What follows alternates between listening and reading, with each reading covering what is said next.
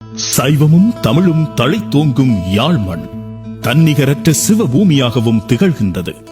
யாழ்ப்பாண ராச்சியத்தை வரவேற்கும் நுழைவாயிலில் நீரேரிகளும் பனைமரக் காடுகளும் தலையசைத்து வரவேற்கும் இடம் நாவற்குழி. யாழ் நாவற்குழியில் A9 பிரதான வீதியில் சிவபூமி எனும் பெயரிலான திருவாசக அரண்மனை நிர்மாணிக்கப்பட்டுள்ளது. சுமார் 10 பரப்பு நிலத்தில் அமைக்கப்பட்டுள்ள இந்த திருவாசக அரண்மனையில் வேறெங்கும் காண முடியாத பல்வேறு தனித்துவ சிறப்புகள் உள்ளடங்கியுள்ளன. திருவாசக அரண்மனையின் மூலவராக சிவ தட்சிணாமூர்த்தி திருக்கோவில் தெற்கு நோக்கி அமைக்கப்பட்டுள்ளது. இந்த கோயிலில் வானுயர்ந்த 5 அடுக்கு விமானத்தில் சிவலிங்கங்கள் மிளிர காட்சி தருகின்றன. சிவ தட்சிணாமூர்த்தியின் திருவுருவச் சிலை முன்பாக 21 அடி உயரத்தில் அழகிய கருங்கத்தேர் பல்வேறு கலையம்சங்களுடன் கூடிய வகையில் அழகுற உருவாக்கப்பட்டுள்ளது. தேருக்கு மேலாக முழுமுதற் கடவுளான சிவபெருமானின் சிவலிங்க வடிவிலும் மற்றும் திருவாசகம் அருளிய மாணிக்க வாசக நாயனார் ஆகியோரின் உருவச்சிலையும் நிறுவப்பட்டுள்ளது. தேரின் முன்பாக கருங்கல்லாலான பெரிய நந்தி அமைந்துள்ளது.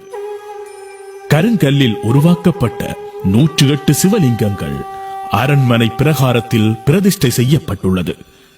சிவதட்சிணாமூர்த்தி திருக்கோவிலின் இருமரங்கிலும் மாணிக்க வாசகரால் அருளப்பட்ட 51 திருப்பதிகங்களை உள்ளடக்கிய 658 திருவாசக பாடல்களும் கருங்கல்லில் கையால் ஒளி கொண்டு செதுக்கப்பட்டு காட்சிப்படுத்தப்பட்டுள்ளமை வேறெங்கும் காண முடியாத அற்புத காட்சியாகும்.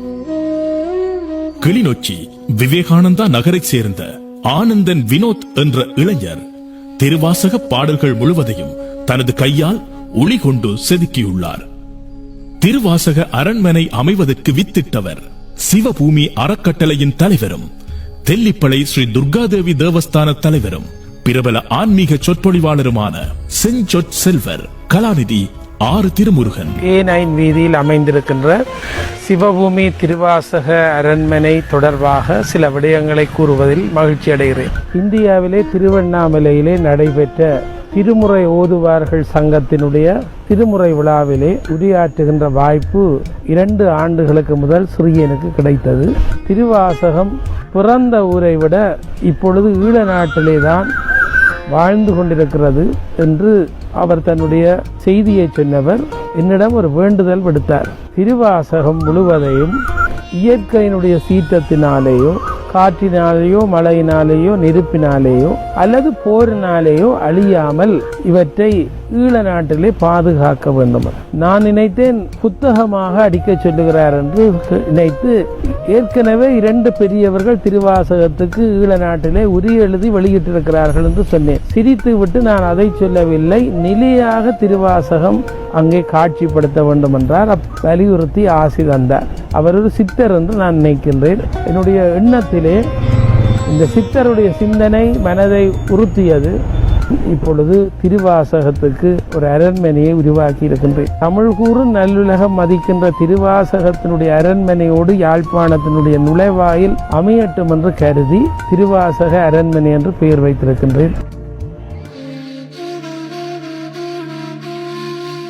திருவாசக அரண்மனைக்கு மென்மேலும் சிறப்பு சேர்க்கும் வகையில் சிவபுராணமானது மலையாளம், ஆங்கிலம், கன்னடம், சிங்களம், அரேபிய மொழி என 11 மொழிபெயர்ப்புகள் காட்சிப்படுத்தப்பட்டுள்ளன. திருவாசகத்துக்கு உருகாதார் ஒரு வாசகத்துக்கும் உருகார் என்பது முதுமொழி. இதனால் தான் தமிழில் சிறந்த இலக்கியங்களின் வரிசையில் திருவாசகத்திற்கும் தனியிடம் உண்டு. சிறப்புகள் பொருந்திய திருவாசகத்தை பேணி பாதுகாப்பதற்கு முதலாக பிரம்மாண்டமான திருவாசக அரண்மனை நிர்மாணிக்கப்பட்டுள்ளமை யாழ் மண்ணுக்கு கிடைத்த மிகப்பெரிய சான்றாகும்.